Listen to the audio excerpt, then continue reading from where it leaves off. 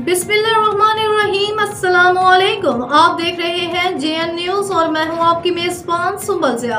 Bulletin का बाकायदा आगाज करते हैं और शामिल करते हैं अब तक की अहम तरीन खबरें। वज़ीर पंजाब मरीम नवाज शरीफ के पंजाब भर के मजदूरों और वर्कर्स का जाम डेटा मुरतब करने की हिदायत। वज़ीर पंजाब मरीम नवाज शरीफ ने पंजाब भर के वर्कर्स के तहफ़्फ़ुज़ को यकीनी बनाने के लिए occupational safety and health mobile lab project शुरू करने और राइडर सर्विस फराहम करने वाले मोटरसाइकिल सवार नौजवानों के तहफ़्फ़ुज़ के लिए मौसर कानून साजी करने की हिदायत कर दी। इजलास में वज़ीर आला पंजाब ने दिहाड़ीदार मजदूरों को सोशल सिक्योरिटी सहूलतें फराहम करने के लिए रजिस्ट्रेशन कार्ड जारी करने की तजावीज़ का भी जायज़ा लिया। वर्करों और मजदूरों के लिए लेबर कॉलोनियाँ कायम की जाएंगी। कायद आज़म बिजनेस पार्क शेखुपुरा रावलपिंडी में लेबर कॉम्प्लेक्स बनाया जाएगा।